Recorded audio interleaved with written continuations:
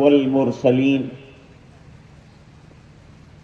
محمد وعلى آله وصحبه أجمعين أما بعد باب قول الله تبارك وتعالى وَنَضَعُ الْمَوَازِينَ الْقِسْطَ لِيَوْمِ الْقِيَامَةِ صدق اللہ العظیم. اللہم صل علی سیدنا محمد وعلى آل سيدنا محمد وأصحابه وأزواجه وبارك وسلم.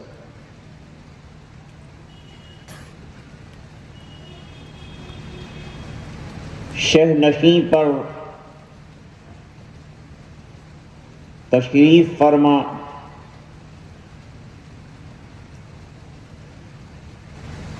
جلیل القدر اور عظیم المرتبت حضرات علماء عظام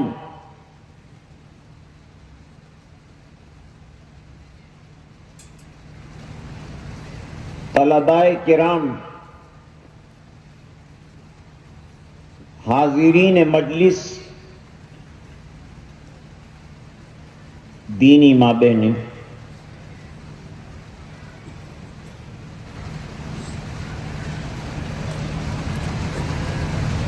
ابھی امسال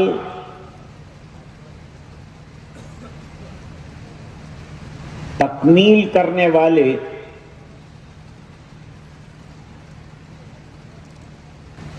درس نظامی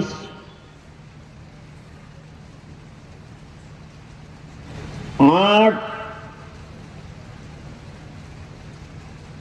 فارغ ہونے والے طلباء عزیز نے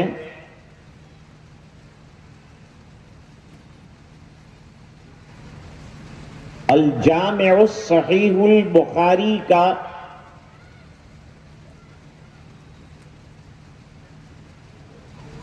آخری کتاب کا آخری باب اور آخری حدیث پیش کی.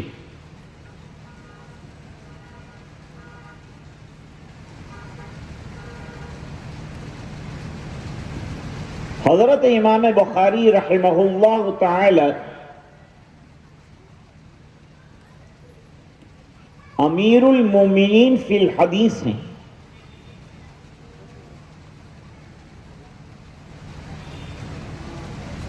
دس یا 11 سال کی عمر سے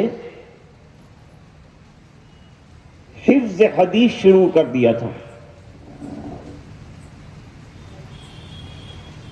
20 سال کی عمر میں تو کتابیں لکھنا شروع کر دیا تھا.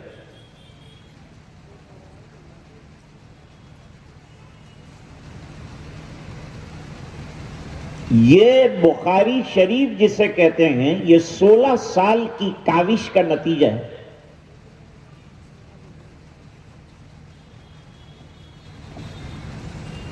حضرت الامام نے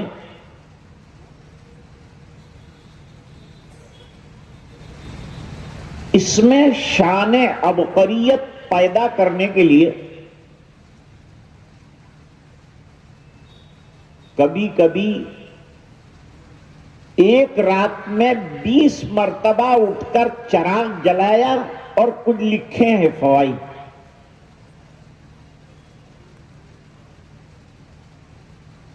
تہجد گزار تھے اور تہجد میں کئی پارے قرآن کریم کے پڑھتے تھے اور رمضان میں خود تراویح سناتے تھے.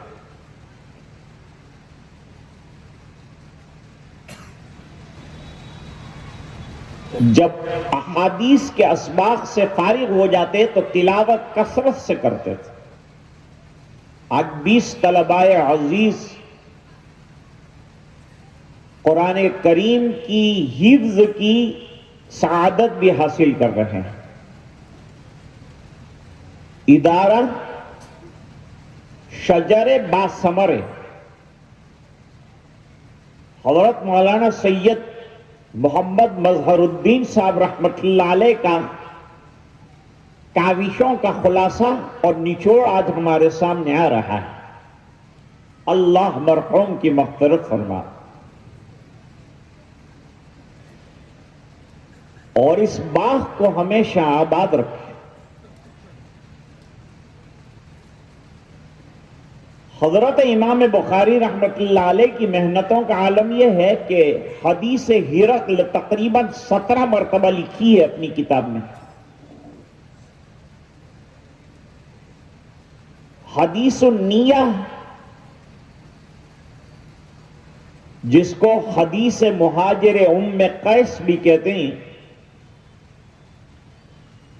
یہ پوری بخاری میں 7 مرتبہ لکھی ہے، خالی پڑھی نہیں ہے، اس کو لکھا بھی ہے۔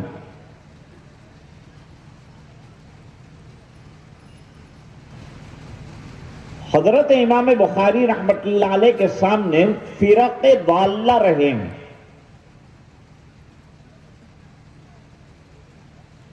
جس زمانے میں امام بخاری رحمۃ اللہ علیہ تھے، اس زمانے میں بہت سے گمراہ فرقے تھے جو اپنے مسلمان ہونے کے دعوے کے ساتھ غلط عقائد کے شکار تھے۔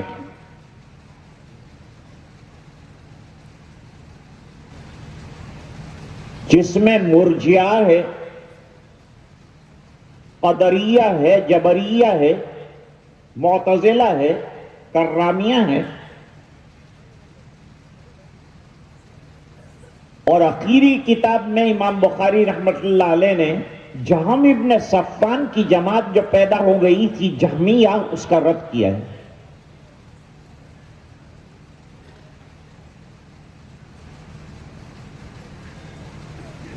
ہر زمانے میں باطل فرقوں نے سر اٹھائے ہیں اور کتاب و سنت سے ان کو رد کیا گیا ہے۔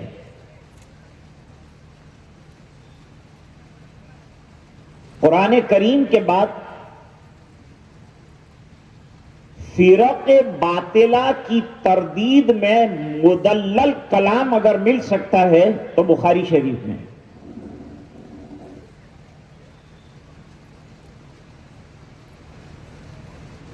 حضرت امام بخاری رحمۃ اللہ علیہ کا ہر باب ایک دعویٰ ہوتا ہے اور احادیث اس کی دلیل ہوتی ہے۔ ہر باب میں کسی نہ کسی کو رد کیا ہوتا ہے، باطل فرقے میں سے کسی کو رد کرتے ہیں۔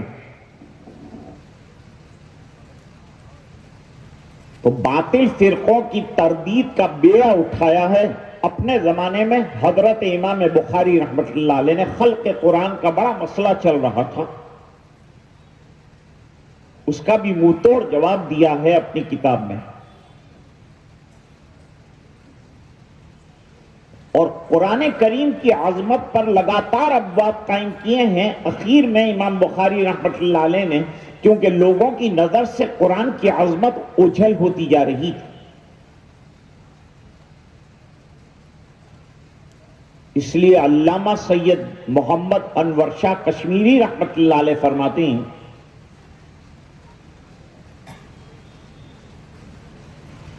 کہ آخری باب جو لائے ہیں امام بخاری رحمۃ اللہ علیہ، اس میں بھی تلاوت اور متلو کا فرق بیان کیا ہے، اور پچھلے کئی ابواب میں قرآن شریف کی عظمت، حسن صوت، تزیین، تجوید، یہ سب ابواب آپ پڑھ کر آئے، تو قرآن کی عظمت پر آخری ابواب رکھیں۔ اس لیے بعض حضرات کے نزدیک باب قراءت الفاجر والمنافق پر کتاب ختم ہو گئی ہے۔ علامہ ظفر احمد عثمانی رحمۃ اللہ علیہ فرماتے ہیں کہ کتاب تو وہاں ختم ہو گئی، تو پھر یہ جو باب قائم کیا جو ہم نے پڑھا وہ کیا ہے؟ فرمایا خاتمۃ الطبع، بطور خاتمے کے یہ کتاب کا حصہ ہے، تکملہ ہے۔ تقریباً یہی خیال حضرت مولانا محمد زکریا صاحب مہاجر مدنی قدس سرہ العزیز کا بھی ہے. ان کے نزدیک تو آخری کتاب بخاری شریف کی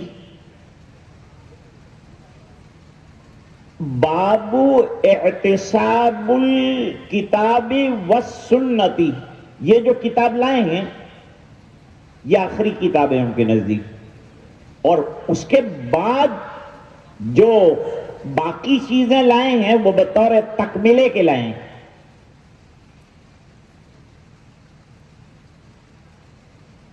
حضرت امام اعظم ابو حنیفہ رحمت اللہ علیہ کے زمانے میں بھی فلسفیوں کا بڑا زور تھا، تو امام ابو حنیفہ رحمت اللہ علیہ ان کی تردید کے لیے کھڑے ہوئے. کتاب الایمان میں زیادہ تر مرجعہ کی تردید کی ہے امام بخاری رحمت اللہ علیہ، اور اخیری کتاب میں جہمیہ کی تردید کی ہے. اور بیچ میں بھی جہاں جہاں ضرورت پڑی وہاں وہاں تردید کرتے گئے ہیں، دلائل دیتے گئے ہیں.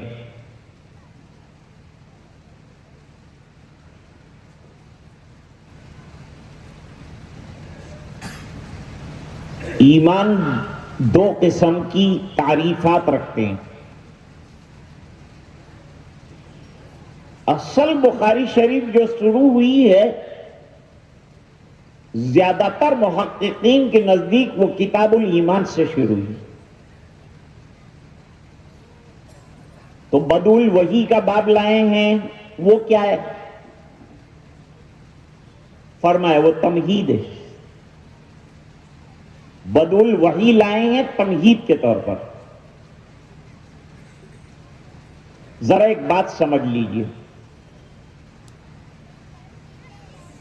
وہ بات یہ ہے کہ جو محقق علماء ہوتے ہیں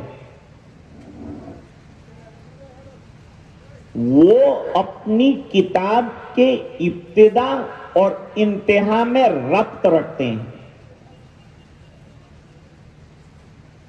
سب سے جامع کتاب تو اللہ کی ہے قرآن کریم.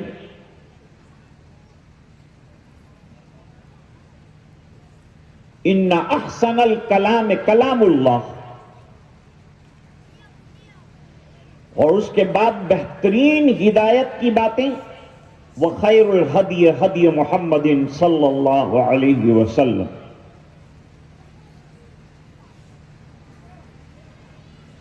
تو قرآن کریم سے بڑھ کر تو کوئی کتاب نہیں ہے. حضرت امام بخاری رحمت اللہ علیہ نے ہمیشہ اپنے ابواب کی اور کتاب کے ثبوت میں قرآن کا سہارا لیا ہے. قرآن کریم کے سہارے سے بات کرتے ہیں اور دنیا کو بتاتے ہیں کہ قرآن فرق ضالہ کی تردید میں آپ کے سامنے دلائل رکھتا ہے، جیسے کہ میں دلائل رکھتا ہوں.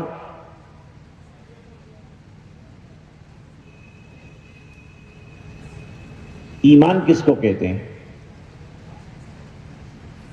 ابھی بتاتا ہوں تھوڑی دیر میں آپ. ایک ہے ایمان مجمل، ایک ہے ایمان مفصل. ایمان کے معنی یقین کے ہے، الایمان و الیقین کلہ، یہ امام بخاری نے بات قائم کی.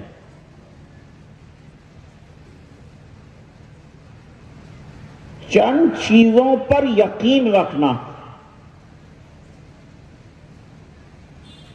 اس بات پر یقین رکھنا کہ اللہ ایک ہے، وہ معبود برحق ہے، وہی عبادت کے لائق ہے.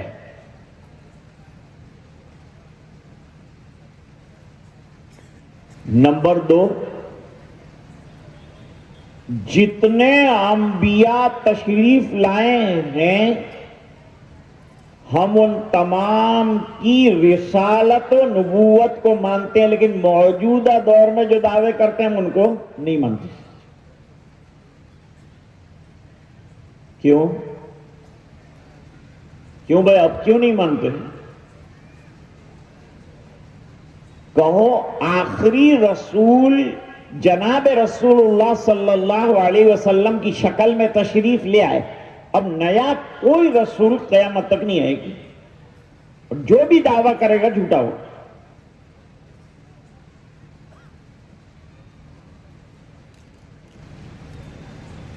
جب اندھیرا ہوتا ہے تو ہم چراغ جلاتے ہیں, ستارے نظر آتے ہیں, لیکن صبح ہوتی ہے, پاؤں پھٹتی ہے, آفتاب نکلتا ہے, سب چراغ مان پڑ جاتے ہیں, ستارے چھپ جاتے ہیں. بالکل اسی طرح جتنے رسول نبی آئے وہ ستاروں کی طرح تھے, اور سرکار کی ذات آفتاب بن کر آئی تو اب سب نبی رسول ختم ہوئے, اور آفتاب جو ہے وہ قیامت تک روشنی دے گا, لہذا نئے نبی کی کوئی ضرورت نہیں. اس لیے جو بھی دعویٰ کرے کہ میں نبی ہوں, دھڑ سے اس کو یقین کے ساتھ کہیے کہ تو نبی ہو ہی نہیں سکتا. ہمارا یقین ہے, ہمارا ایمان ہے. جو دین اللہ نے ہم کو دیا ہے وہ اس قدر طاقتور ہے کہ اتنا طاقتور دین ہے کہ 14,000 سال کے بعد بھی اگر ضرورت پڑے گی تو کتاب و سنت کی پڑے گی, تیسری کسی چیز کی نہیں پڑے گی. ایک نقطہ ذرا غور سے سن لیجیے.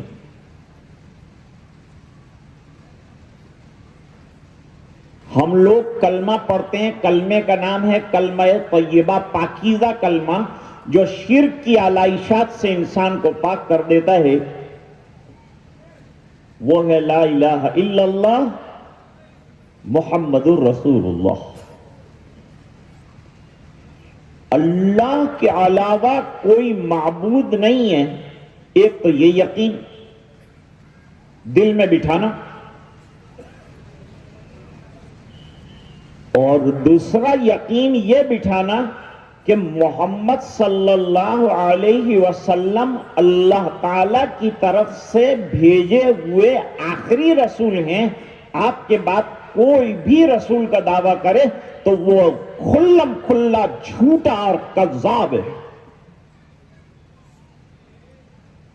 اس کی کذابیت کا اعلان کرو, مقابلہ کرو, رد کرو, سختی کے ساتھ دلائل پیش کرو. سرکار نے فرمایا ہے لا نبی بعدی, میرے بعد کوئی نبی نہیں آئے گا. انا خاتم النبیین, میں نبوت کا ختم کرنے والا بنا کر بھیجا.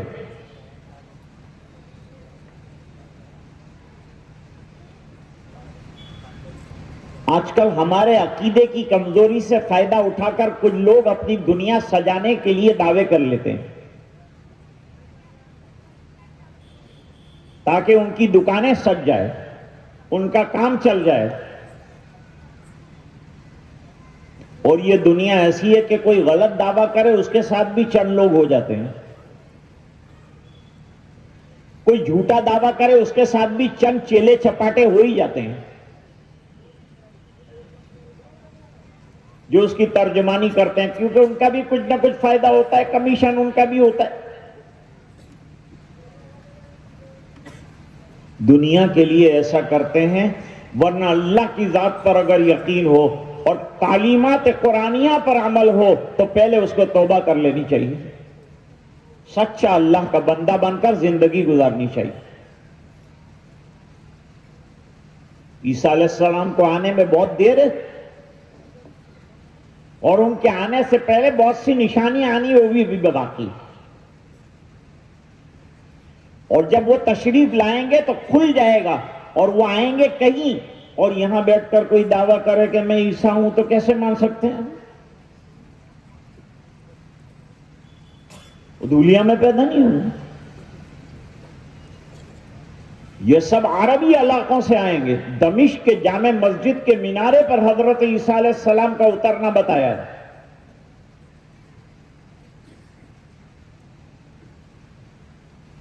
اس لیے لوگوں کی باتوں میں مت آؤ, یہ بخاری کے سبق میں آؤ اور آخری سبق آپ لوگ سن رہے ہیں. صبح میں مولانا قاسم صاحب نے ایک بات فرمائی تھی کہ بھائی پورا سال تو ہم نے کچھ سنا نہیں مدرسے میں آ کے, یہ بیچارے بچے پڑھتے رہے, استاد محترم پڑھاتے رہے, حضرت شیخ کا حق ہے آج ختم کرانے کا. مجھے بٹھایا گیا ہے, حضرت کی تواضع ہے کہ مجھے بٹھایا, نہیں تو اٹھا سکتے تھے کہ چل اٹھ, ادھر سے آیا ادھر سے آیا بیٹھ گیا. لیکن ان کی بزرگی ہے کہ انہوں نے برداشت کیا. تو مولانا قاسم صاحب صبح میں حضرت یوں کہہ رہے تھے کہ بھئی پورا سال تو یہ بچوں نے پڑھا, اب اگر کوئی آدمی 4 رکعت والی نماز میں آخری رکعت کے اندر بھی شامل ہو جائے تو وہ جماعت پانے والا مانا جاتا ہے. اس طرح آپ کو آخری سبق میں شامل کر دیا تاکہ آپ بھی بخاری کے سبق والے ہو جائیں. آپ یوں نہ کہیں کہ بھئی ہم نے تو کبھی بخاری کا سبق پڑھا ہی نہیں, آج آپ شامل ہو گئے, آپ کو بخاری کا سبق پڑھایا جا رہا ہے. تو کلمے میں کیا یاد رکھیں گے, میں جاتے جاتے آپ کو سبق یاد دلاتا جاؤں. لا الہ الا اللہ کا معنی تو معلوم ہے ہم کو, محمد الرسول اللہ میں اتنا اضافہ کیجئے کہ محمد صلی اللہ علیہ وسلم کو ایسا رسول ہم مانتے ہیں کہ جس کے بعد کوئی نبی کبھی بھی نہیں آئے گا, قیامت تک نہیں آئے گا, کیونکہ ضرورت ہی نہیں ہے. جب ضرورت نہیں ہے تو یہ بے ضرورت جو پیدا ہوئے ان کو ختم کرو.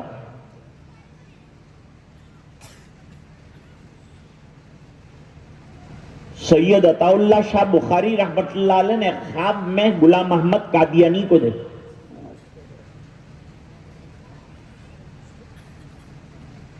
حضرت بڑے حاضر جواب تھے, حاضر جواب.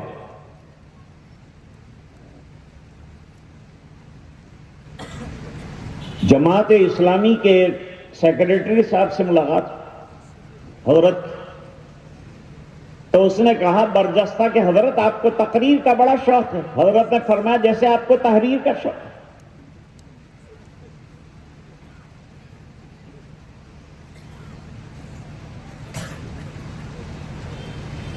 یاد رکھو ہم اہل سنت والجماعت یعنی سنتوں پر چلنے والے اور جماعت صحابہ کی اتباع کو, ما انا علیہ و اصحابی کا مصداق ہم کو بننا.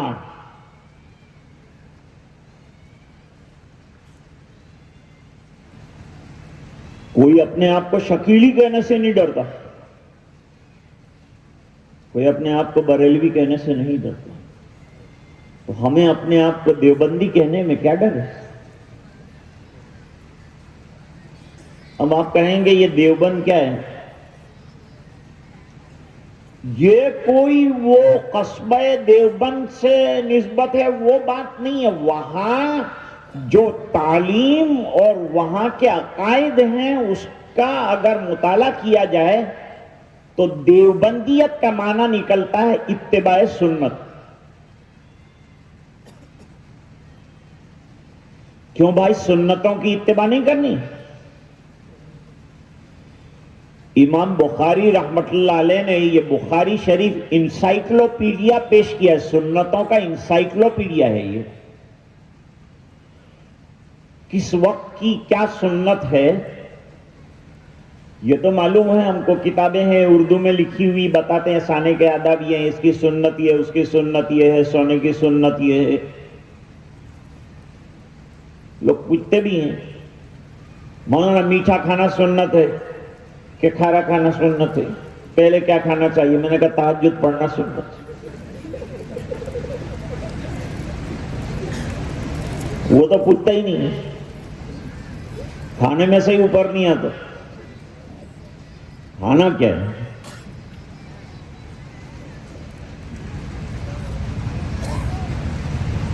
اب اکبر الہ آبادی نے بہت اچھا شعر کہا ہے دل روشن مثال دیوبند اور ندوہ ہے زبان ہوشمند.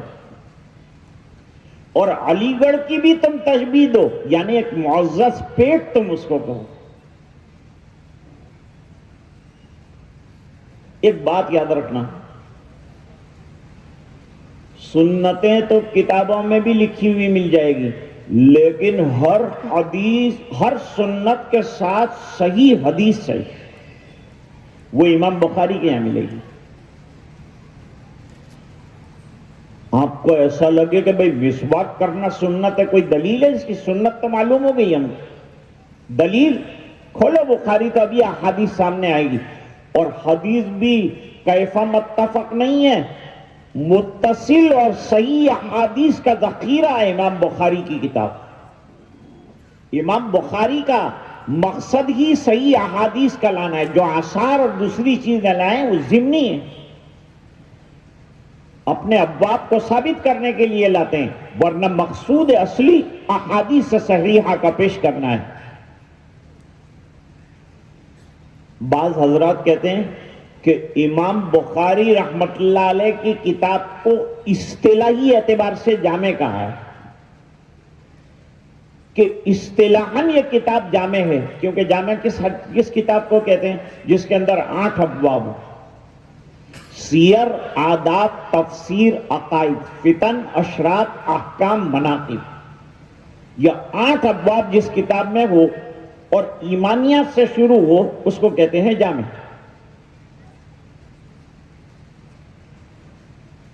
اب علامہ بلقینی فرماتے ہیں کہ امام بخاری رحمت اللہ علیہ در پردہ یہ بھی کہنا چاہتے ہیں کہ اصطلاحی جامع نہیں، لغوی اعتبار سے انتہائی جامع کتاب اگر ہے تو بخاری۔ میری کتاب جامع ہے، جامع اس اعتبار سے ہے کہ آپ کو زندگی سنتوں کے مطابق گزارنی ہے۔ بخاری کھول کے بیٹھ جائیے، سنت کے مطابق کون سا باب نہیں پیش کیا امام بخاری رحمۃ اللہ۔ خالی نماز، روزہ، حج، زکات پر ٹھہرے نہیں ہیں امام بخاری، معاملات میں اندر تک گئے، عدل میں اندر تک گئے، جہاد میں اندر تک گئے، معاملات میں اندر تک گئے۔ ایسے باریک باریک بات قائم کیے ہیں کہ شارحین شرح کرتے کرتے تھک جاتے ہیں، ابھی تک جو ہے اس کی تکمیل نہیں ہوئی۔ علامہ کشمیری رحمت اللہ علیہ فرماتے تھے کہ ابن تیمیہ اگر قلم اٹھاتے تو شاید شرح بخاری کا حق ادا ہو جاتا، حالانکہ فتح الباری بہت بڑی شرح ہے۔ فتح الباری یہ گویا کہ امت پر احسان ہے، خاص طور سے علماء پر۔ سن 800 کے بعد حافظ الدنیا ابن حجر عسقلانی رحمت اللہ علیہ نے فتح الباری مکمل کی۔ لوگ کہتے ہیں آپ لوگ بخاری کا جلسہ کرتے ہیں، سب کو جمع کرتے ہیں، کھانا کھلاتے ہیں۔ فتح الباری جب مکمل ہوئی تو قاہرہ کے باہر جو ہے بہت بڑا منڈپ لگا ہے حافظ صاحب نے، اور 8 دن تک لوگوں کی دعوت کی، 8 دن بہترین قسم کے مٹھائیاں اور پھل اور کھانے کھلائے، 8 دن فتح الباری کی تکمیل پر خوشی میں۔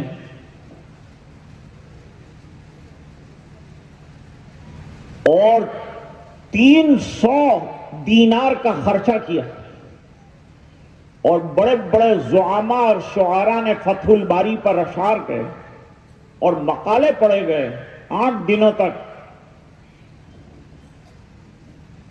اور آخری دن فروخت کے لیے تیار ہوئے فتح الباری کے حافظ ابن حجر عسقلانی رحمت اللہ علیہ، تو تقریباً 300 دینار کی بکی اس زمانے میں، 300 دینار، آج تو لاکھوں روپے ہو جائے۔ یاد رکھو کہ بخاری شریف سنتوں کا انسائکلوپیڈیا ہے اور باطل فرقوں کی تردید کا بہترین مجموعہ ہے، آپ کو ہر دلیل یہاں ملے گی۔ کوئی بھی باطل فرقہ سر اٹھائے گا، سر کچلنے کے لیے بخاری اٹھاؤ، اور جب بخاری اٹھائیں گے تو قرآن شریف کی آیتیں بھی سامنے آئی جائیں گی۔ دیکھو ابھی آپ نے جو آخری بات پڑھا اس میں امام بخاری رحمت اللہ علیہ جہمیہ کا ایک شاخ ہے جو وزن اعمال کا انکار کرتی ہے، اور معتزلہ بھی انکار کرتے ہیں۔ معتزلہ تو موجودہ دور کے سائنسی اور عقل پرست لوگوں کی ایک جماعت تھی۔ جو چیز عقل میں نہ آئے اس کو رد کر دیتے تھے وہ لوگ۔ ان کے یہاں عقل کو نقل پر برتری حاصل ہے معتزلہ کے یہاں۔ جو چیز عقل میں آئے شریعت کی وہ لو، جو نہ آئے چھوڑ دو۔ اب علماء تشریف رکھتے ہیں، میں تھوڑی سی وضاحت کرتا ہوں۔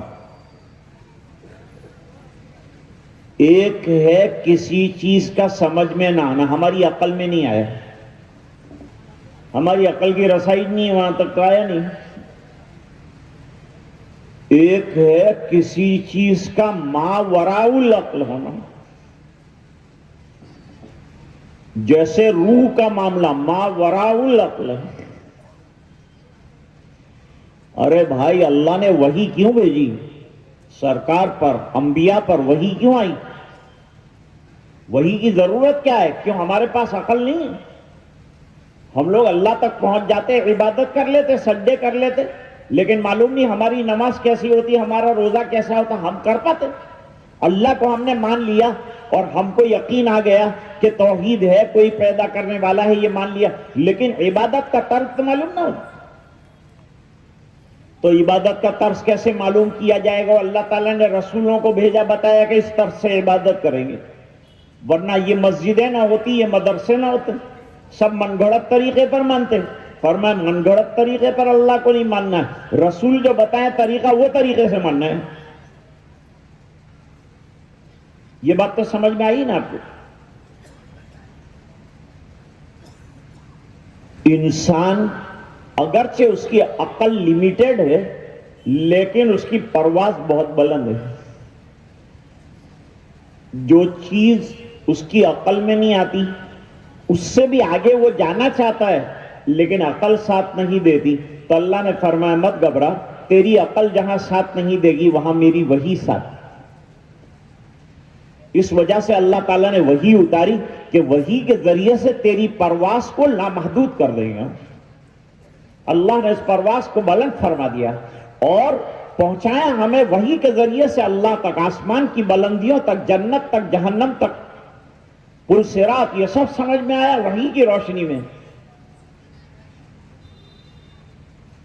بہت سی چیزیں قرآن کریم میں نہیں ہے اجمالی طور پر، تو وہ تفصیل کے ساتھ احادیث مبارکہ کے اندر آیا ہے۔ اب بات سنیے میری کہ حضرت امام بخاری رحمت اللہ علیہ نے وحی سے آغاز کیا ہے اپنی کتاب کا۔ علامہ سید محمد انور شاہ کشمیری رحمت اللہ علیہ نے فرمایا کہ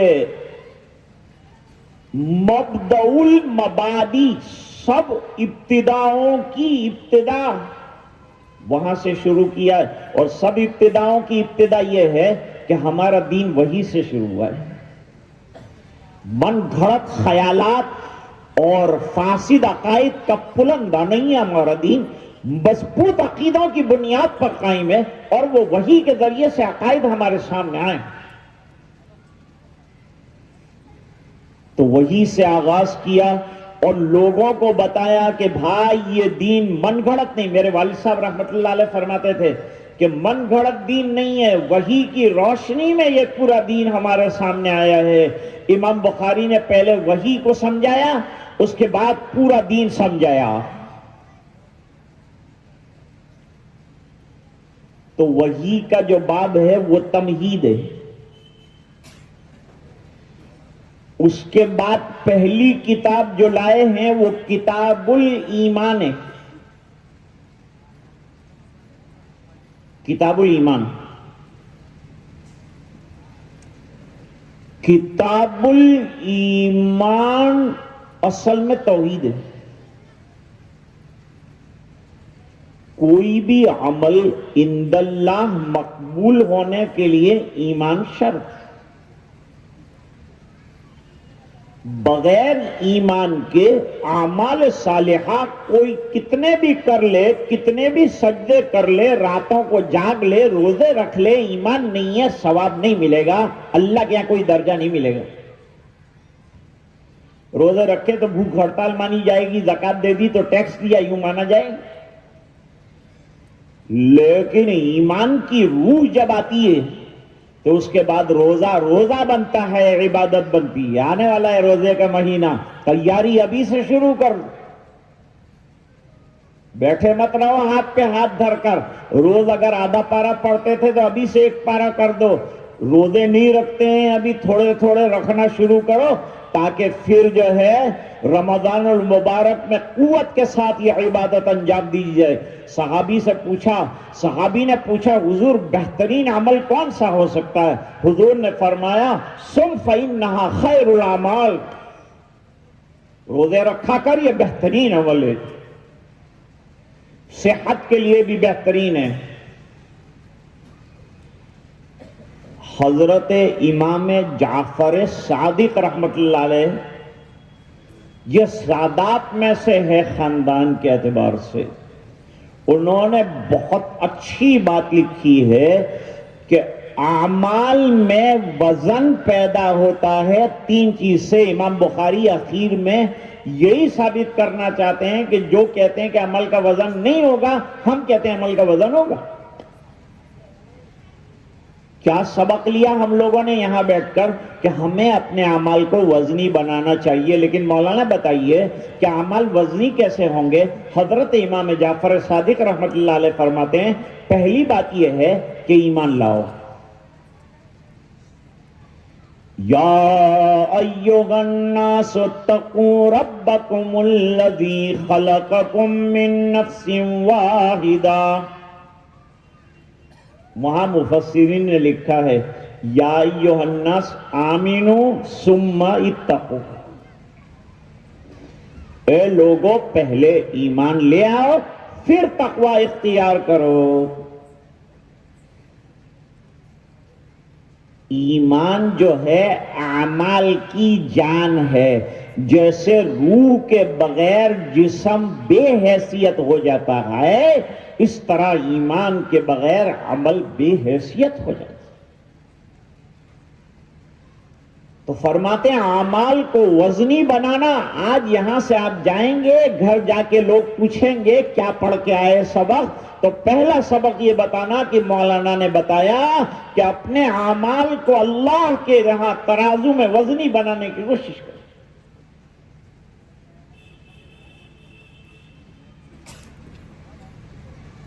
ایک بات اچھی طرح سمجھ میں آئی بھائیو؟ ذرا مجھے ہاں نہ کا کچھ جواب دو۔ آئی سمجھ میں؟ دیکھو کچھ لوگوں نے ہاتھ اٹھا کر بتایا سمجھ میں آئی۔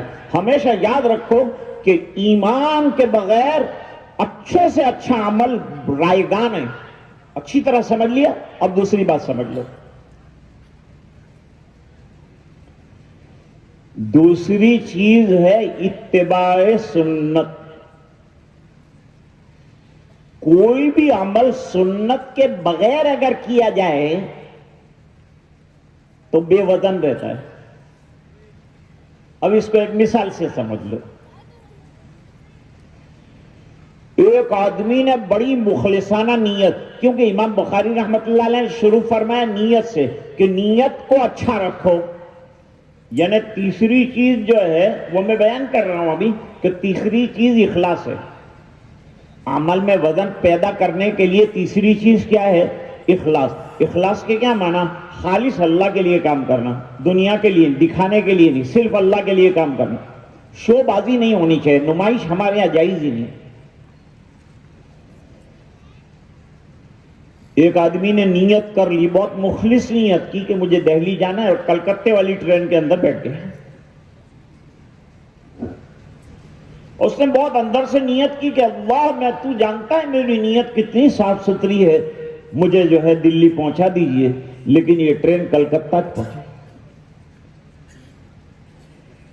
تو آپ کی نیت اچھی، اخلاص بھی، لیکن عمل سنت سے ہٹ کر ہوا تو عمل میں وزن نہ رہا۔ میرے سرکار کو اللہ نے بھیجا اس لیے کہ بندے عمل کریں گے تو ان کے اندر سنت کا رنگ ایسا بھر جائے کہ وہ سنت کی برکت سے الحمدللہ عمل کے اندر ویٹ یعنی وزن آ جائے.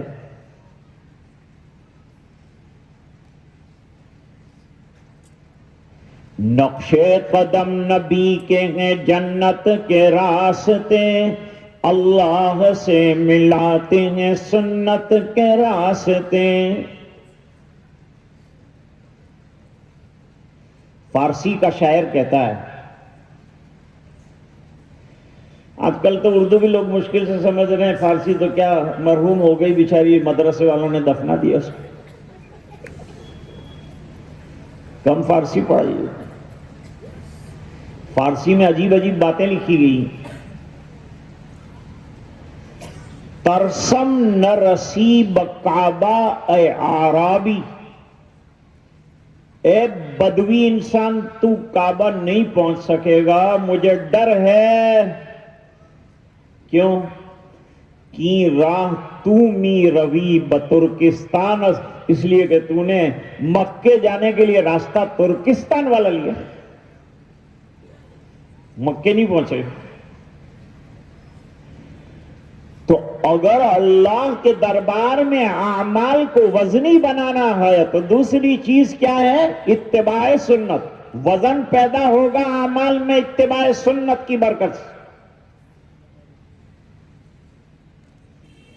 اور امام بخاری فرماتے ہیں انما الاعمال بالنیات،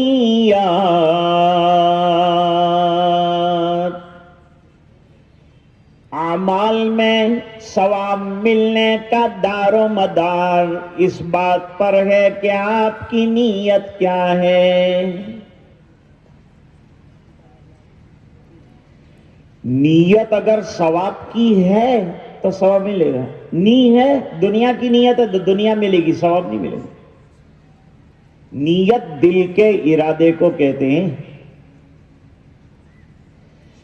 ابھی تو بیچارے طالب علموں نے کتاب شروع کی کہ امام بخاری نے سبق پڑھا دیا، پہلے نیت ٹھیک کرو پھر پڑھو، بڑے علامہ نہیں بننا ہے. پہلی حدیث امیر المومنین فی الحدیث، امام بخاری امیر المومنین فی الحدیث ہے. حضرت مولانا عبد الغنی صاحب پھلپوری رحمت اللہ علیہ فرماتے تھے پہلی حدیث امیر المومنین حضرت عمر کی. تو طالب علم تو پھول جائے گا نا، امیر المومنین فی الحدیث کی حدیث پڑھی اور امیر المومنین حضرت عمر کی پہلی حدیث آئی. اس کے دل میں کہیں امیر المومنین بننے کا خیال نہ ہو جائے کہ میں کہیں امیر المومنین بن جاؤں.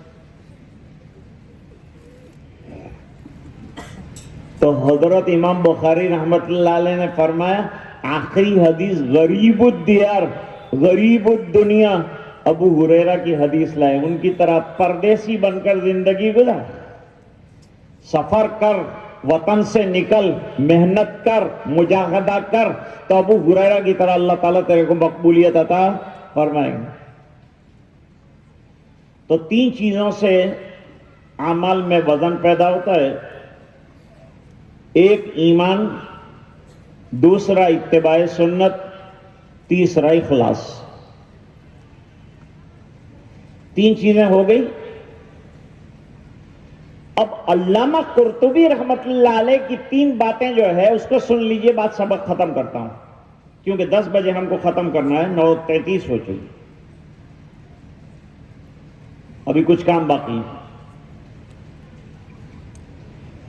علامہ قرطبی رحمت اللہ علیہ فرماتے ہیں کہ بھئی وزن کن لوگوں کا ہوگا، عمل کا وزن کن لوگوں کا ہوگا. ابھی تو بہت بحثیں ہیں، وہ تو سب ہم چھوڑ دیتے ہیں.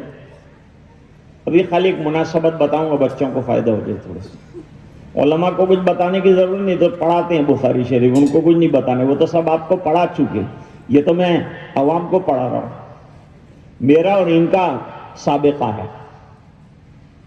آپ تو ایسے ہی تبرکن آپ کو بٹھائے. علامہ قرطبی رحمت اللہ علیہ کی تفسیر بہترین تفسیر ہے. جو چیزیں، اس لیے حضرت مفتی محمد شفیع صاحب رحمت اللہ علیہ نے اپنی تفسیر میں بہت سے حوالے قرطبی کے دیے ہیں، اس سے اس کا معتبر ہونا معلوم ہو۔ قرطبی کہتے ہیں کہ 3 قسم کے گروہ ہیں۔ ایک گروہ ہے وہ جو ایماندار ہونے کے باوجود ان کے عمل کا وزن نہیں کیا جائے گا، جیسے انبیاء کرام، ان کے عمل کا وزن نہیں ہوگا۔ امام بخاری کہتے ہیں ان اعمال بنی آدم وقولہم توزن، اس میں تو یہ پتہ چلتا ہے کہ بنی آدم میں تو سب آگے ہیں، لیکن ہر چیز کے اندر کچھ نہ کچھ استثناءات ہوتے ہیں۔ تو یہ استثناء ہے کہ انبیاء کرام کے عمل کا وزن نہیں، کیونکہ ان کے عمل میں کوئی سیئہ ہے ہی نہیں، سب حسنات ہی حسنات ہیں، لہذا ان کو سیدھا جنت میں داخلہ دیا جائے گا۔ ہاں البتہ ان سے سوال ضرور ہوگا۔ سوال یہ ہوگا کہ ہم نے تم کو نبی بنا کر بھیجا ہے، تم نے اپنی رسالت کا حق ادا کیا کہ نہیں؟ یا آج بچوں کو دستار ذمہ داری باندھا تو ہم آپ سے پوچھیں گے آئندہ سالوں کے اندر کہ بھئی آپ نے جو پڑھا اور جو ذمہ داری کی دستار سر پر رکھی وہ ذمہ داری کو نبھایا کہ نہیں؟ جا کے کام کیا کہ نہیں، کہ رکشہ چلانے میں لگ گئے؟ اس نے کہا کہ وہ متولی پیسے نہیں دیتا تو کیا کرتا، مجھے رکشہ چلاتا ہوں۔ متولی نے کہا یار اچھا لگتا ہے، آپ امام ہیں اور آپ جو ہے رکشہ چلاتے ہیں، تو کہا میں ہوائی جہاز چلاؤں گا، تو تنخواہ دے۔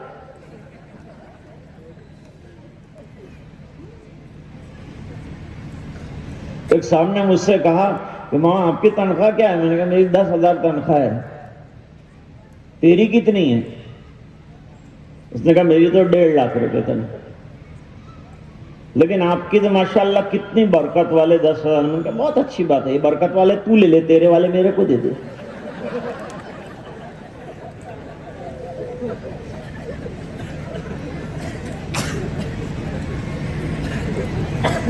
بھائیوں اپنے اماموں کی قدر کرو، یہ علماء اتنی 7 سال محنت کر کے فارغ ہو کر آپ کی خدمت میں آ رہے ہیں، دین سمجھا رہے ہیں، ان کی تو اتنی قدر ہونی چاہیے، اتنی قدر ہونی چاہیے، ان کی تنخواہوں کو بڑھاؤ، کچھ کمی نہیں ہوگی اللہ تعالیٰ کے یہاں۔ مدرسوں کو 2 شادیوں میں کم خرچے کرو، جو بچ جائیں مدرسوں میں لگاؤ، مسجدوں میں لگاؤ، علماء کو اچھے سفید رنگ کے لفافے ملتے بازار میں، اس کے اندر پیسے رکھ رکھ کے دو۔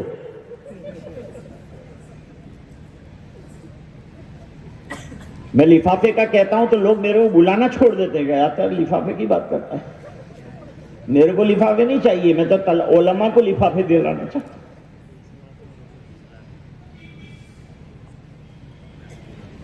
تو فرماتے ہیں انبیاء کرام سے ذمہ داری کا سوال ہوگا کہ تم نے ذمہ داری کو نبھایا کہ نہیں، حالانکہ ہر نبی نے اپنی ذمہ داری کو نبھایا ہے، پھر بھی سوال ہوگا۔ ہم سے بھی سوال ہوگا، تم نے پڑھا، بخاری پڑھی، 7 سال مدرسے میں رہے، امت نے تمہارے اوپر بھروسہ کیا کہ یہ کام کے بنیں گے، امت کے کام آئیں گے، حفظ کیا قرآن شریف، یاد کیا تو محراب سنائی کہ نہیں سنائی؟ لوگ مسئلہ پوچھتے ہیں مولانا امام جو تراویح پڑھاتا ہے اس کو پیسے دے سکتے ہیں؟ متولی صاحب سوال کرتے ہیں مولانا یہ 3 حافظ رکھے ہیں، ان کو دینا پڑے گا، شریعت کیا کہتی ہے؟ گاڑی تو رکھتا نہیں تو شریعت اس میں کیا کہتی ہے؟ ایک جگہ جو ہے ایک ذمہ دار تھے مسجد کے، ان کے لڑکے نے گریجویشن کیا، کمپلیٹ گریجویٹ ہو گیا، تو متولی صاحب نے کہا ذرا آج عصر کی دعا میں میرے بچے کے لیے دعا کیجئے، گریجویٹ ہو گیا، اللہ تعالیٰ گورنمنٹ کا جاب دلا دے۔ حضرت نے دعا کر دی کہ اللہ متولی صاحب کا بچہ جو ہے گریجویٹ ہو گیا ہے، اس کو اللہ تو بہترین گورنمنٹ کا جاب دلا دے، لیکن تنخواہ میری جتنی ہونی چاہیے۔ متولی نے کھڑے ہو کر کہا کہ اس کا پورا کیسے ہوگا؟ کہا میرا کیسے پورا ہوتا ہے، تو دیتا ہے تو میرا پورا ہوتا ہے۔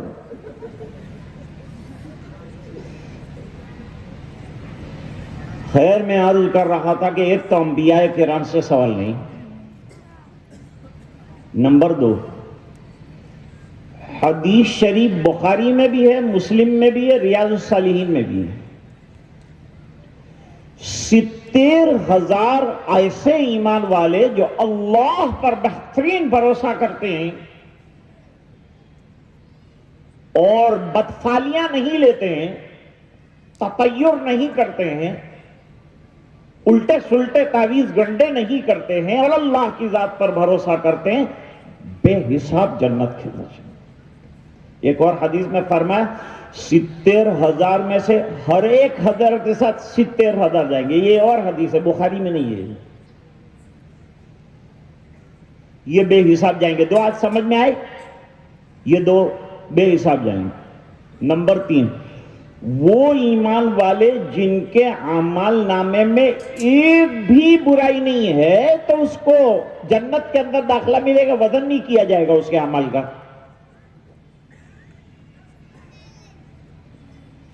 اور ایک کافر ہے جس نے زندگی بھر کفر کیا اور کفر کی حالت میں مر گیا، اس کے عمل کا بھی وزن ایک قول کے مطابق نہیں کیا جائے گا، بلکہ اس کو سیدھا جہنم کے اندر داخل کیا جائے گا۔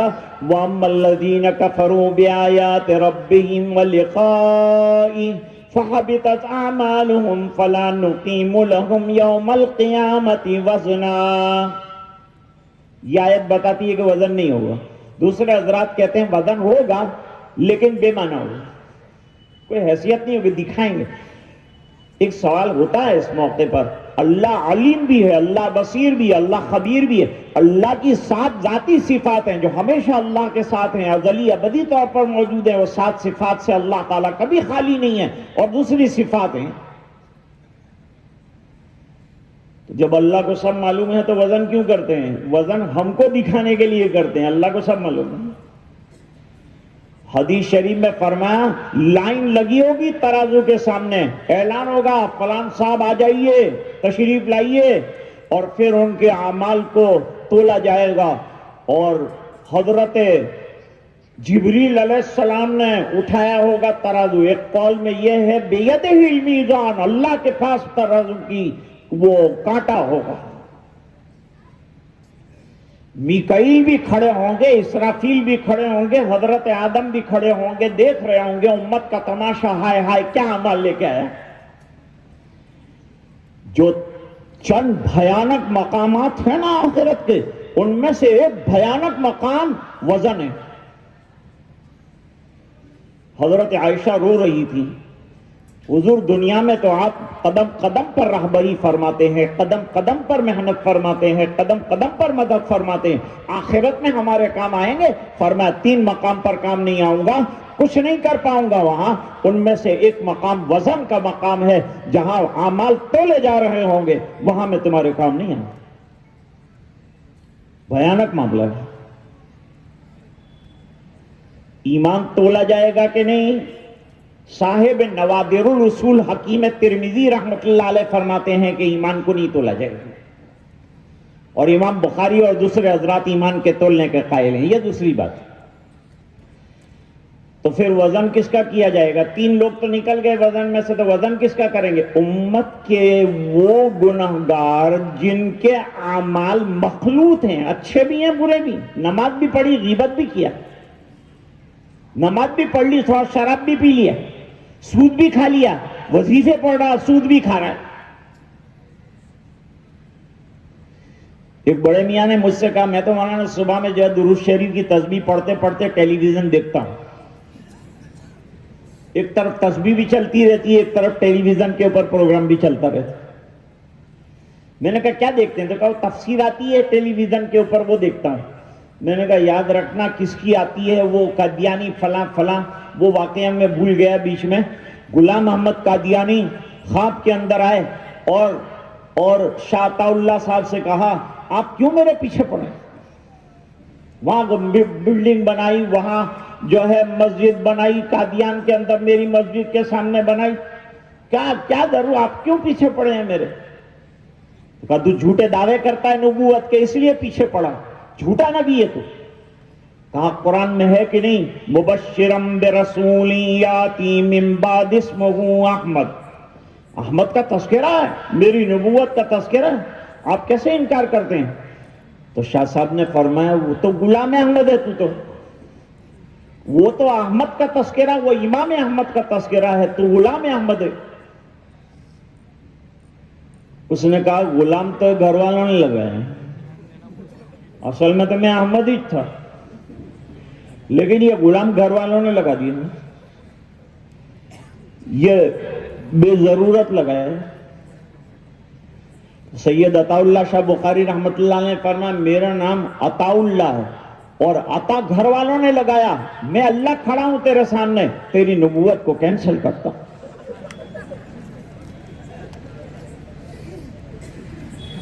جھوٹے نبی پیدا ہوں گے، حدیث میں فرمایا 30 سے زیادہ جھوٹے نبی پیدا ہوں گے۔ ایمان والوں کا امتحان ہے کہ جب آئے گا تمہارے دل سے ٹکرائے گا یہ فرقہ تو اپنے ایمان پر جمے رہنا، اور جو مقابلہ کرنا ہو علماء کے پاس جانا، ان سے فائدہ اٹھا۔ تو مخلوط اعمال، سنو قرآن شریف کی آیت، وآخرون اعترفوا بذنوبهم خلطوا عملا صالحا وآخر سيئا عسى الله أن يتوب عليهم والله غفور رحيم۔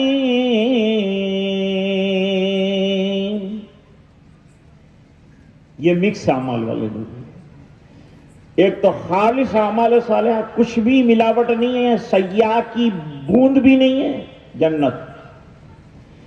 اور فرماتے ہیں ایک بالکل ایمان کا نام و نشان نہیں ہے، سیدھے جہنم، وزن کی کوئی گنجائش ضرورت ہی نہیں ہے۔ لیکن بعض ایمان والے ایسے ہیں جنہوں نے مکس اعمال کیے ہیں۔ موجودہ دور میں ہر چیز مکس ہو رہی ہے، مکس فروٹ کی آئس کریم کھا رہے ہیں آپ لوگ، ہوٹل میں جاتے ہیں مکس ویجیٹیبل دیجئے، سب چیزیں مکس ہو گئی تو اعمال بھی مکس ہو گئی، کچھ اچھے کچھ برے، کچھ اچھے کچھ برے۔ اب یہ فیصلہ کرنا پڑے گا کہ اچھے زیادہ ہیں کہ برے زیادہ ہیں۔ برے زیادہ ہیں تو اللہ حفاظت فرمائے، جہنم میں جانا پڑے گا، جلنا پڑے گا، اللہ حفاظت فرمائے۔ اور اگر حسنات بڑھ گئی تو جنت کا فیصلہ ہو، ترازو ان کے لیے لگائی جائے۔ شاہ عبد العزیز صاحب محدث سے دہلوی رحمت اللہ علیہ کے یہاں ایک انگریز آیا تھا۔ ایک انگریز نے آ کر کے سوال کیا کہ حضرت پوری دنیا میں جتنے انگریز ہوتے ہیں سب وائٹ ہوتے ہیں، دیکھتے ہی آپ کہہ دیں گے کہ یہ وائٹ ہے یہ انگریز ہے، یہ وائٹ ہے یہ انگریز ہے، دیکھتے ہی لوگ پہچان لیتے ہیں، لیکن یہ انڈیا کے لوگ کوئی کالا کوئی پیلا کوئی بھولا کوئی کیسے، ان کے سب الگ الگ کلر کیوں ہیں؟ کوئی گیہوں جیسا ہے، کوئی جواری جیسا ہے، کوئی باجرے جیسا ہے، کوئی کالیا ہے کوئی گوریا ہے، آخر یہ کیوں ہے؟ شاہ صاحب نے جواب دیا کہ بیٹا دنیا میں گدھے ایک ہی رنگ کے ہوتے، گھوڑے الگ الگ رنگ کے آتے۔ تو فرماتے ہیں آخرت میں جبریل علیہ السلام ایک مرتبہ حضور پاک صلی اللہ علیہ وسلم کو لے کر چلے، منامی معراج، 6 معراجیں ہوئی، ایک معراج میں حضور کو لے کر چلے، ایک نہر کے کنارے پر آئے، وہاں آدمیوں کو دیکھا، آدھے بلیک آدھے وائٹ، حدیث میں ہے، آدھا جسم کالا آدھا سفید۔ حضور نے پوچھا یہ کون لوگ ہیں آدھا جسم کالا آدھا سفید؟ فرمایا امت کے وہ لوگ ہیں جنہوں نے کچھ اچھے اعمال کیے وہ سفید شکل، اور جو برے اعمال کیے کالی شکل۔ اب کیا ہوگا ان کا؟ فرمایا ابھی دیکھیے کیا ہوتا ہے۔ تھوڑی دیر کے بعد جبریل علیہ السلام نے وہ آدھی آدھی باڈی کے کلر والوں کو اشارہ کیا، وہ سامنے نہر حیات کے اندر انہوں نے غوطہ لگایا، باہر نکلے تو سفید صاف شفاف بالکل ہو چکے تھے۔ فرمایا اب اللہ تعالیٰ کو جنت میں جگہ دے۔ تو قرطبی رحمت اللہ علیہ کا قول 3 باتیں اس کے اندر آپ کے سامنے آئی۔ حضرت امام بخاری رحمت اللہ علیہ نے توحید سے شروع کیا کہ اعمال کے لیے توحید درکار ہے، اور توحید پر ختم کیا اور یہ بتایا کہ ابتدا میں بھی توحید ضروری ہے اور مرتے مرتے بھی توحید ضروری ہے۔ عمل کیا اور ایمان پر نہ گیا تو سب عمل بیکار ہو جائیں گے، رائگان ہو جائیں گے، انما الاعمال بالخواتیم۔ لہذا حسن خاتمہ کی فکر کیجئے اور حسن خاتمہ عقیدے کی صحت کے اوپر دار و مدار رکھتا ہے. لہذا جاتے جاتے کہیں عقیدے میں گڑبڑ نہ آ جائے, لوگ تمہارے عقیدے کو بگاڑنے والے آئیں گے. تم اپنے عقیدے کو پکا رکھو اور عقیدے کو پختہ رکھ کر دنیا سے جاؤ تو تم نے کیا ہوا جتنا ہے سب کام میں آئے گا انشاءاللہ. امام بخاری نے بسم اللہ سے شروع کیا تھا کتاب. بسم اللہ ذکر ہے کہ نہیں؟ بسم اللہ بہترین ذکر ہے, اس کے بہت فضائل آئے. اور امام بخاری رحمت اللہ علیہ نے سبحان اللہ و بحمدہ پر ختم کر کر بتایا کہ ذکر اللہ سے شروع کرو بات, ذکر اللہ پہ ختم کرو. جیسے خطیب الحمدللہ سے شروع کرتا ہے اور اخیر میں وآخر دعوانا ان الحمدللہ رب العالمین کہتا ہے, تو اخیر میں امام بخاری رحمت اللہ علیہ نے ذکر کیا, زبان سے بھی ذکر کیا ہوگا اور لکھ بھی دیا کہ میں نے اپنی کتاب کو ذکر پر ختم کر کے سامعین سننے والوں تمہیں ایک سبق دیا ہے کہ ہمیشہ اپنی مجالس کو ذکر اللہ پر ختم کرو, ذکر اللہ سے شروع کرو اور رات دن اللہ تعالیٰ کا ذکر کرتے رہو اور اپنی زبان پر کنٹرول رکھو. 3 سبق آج ہو گئے. ہمارے اعمال کو وزنی بنانے کے لیے ہمیں ایمان والی زندگی چاہیے, اتباع سنت والی زندگی چاہیے, اخلاص چاہیے اعمال کے اندر. نمبر 2, ہمیں اپنی زبانوں کو کنٹرول میں رکھنا چاہیے اور اس پر ذکر اللہ کو جاری رکھنا چاہیے. تو انشاءاللہ کل آخرت میں ہمارا عمل بھی وزنی ٹھہرے گا اور عند اللہ مقبول ہوگا. اللہ تعالی ہم سب کا بیٹھنا آنا ادارے سے محبت رکھنا اپنے فضل سے قبول فرمائے. میرے پیچھے جلیل القدر علماء کا ایک بہت بڑا قافلہ جو ہے معزن ہے بیٹھا ہوا ہے, لیکن میں تو طالب علم تھا. مجھے مولانا قاسم صاحب نے حکم دیا کہ یہ تجھے جتنا آتا ہے, آتا واتا کچھ بھی نہیں, بزرگوں کے جوتے سیدھے کیے اور جو پڑھا جو انہوں نے سمجھایا تھا وہ آپ کے سامنے رکھ دیا. اگر غلطی ہو تو معاف فرما دیں. اساتذہ اور علماء فن اور اچھی بات کوئی نظر آئی ہو تو اس کو اپنے عمل میں جگا دیں. اللہ مجھے بھی عمل کی توفیق دے, آپ کو بھی دے. میرے ان بچوں کو مبارکباد پیش کرتا ہوں, حفاظ کو مبارکباد پیش کرتا ہوں, ادارے کو مبارکباد پیش کرتا ہوں, ان کے والدین کو مبارکباد پیش کرتا ہوں, اور ان کے اساتذہ کو کیسے بھولا جا سکتا ہے, میں ان کو بھی مبارکباد پیش کرتا ہوں. اور اپنی بات کو ختم کرتا ہوں ذکر کرتے ہوئے کہ آپ بھی میرے ساتھ ذکر کریں. سبحان اللہ و بحمدہ, سبحان اللہ العظیم, سبحان اللہ و بحمدہ, سبحان اللہ العظیم, سبحان اللہ و بحمدہ, سبحان اللہ العظیم. ماشاء اللہ سے فضل.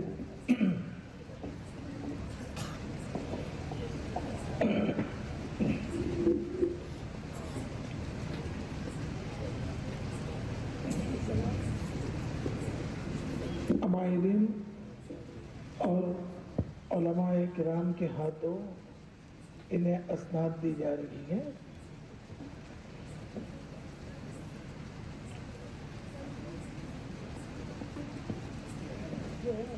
مولوی محمد شاداب ابن زاہد انصاری دھولیا.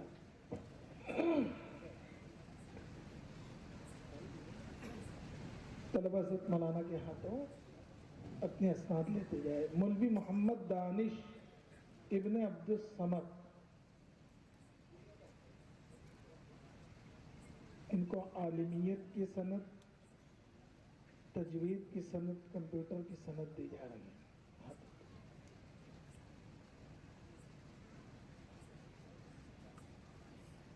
مولوی محمد اویس ابن محمد سلیم انصاری.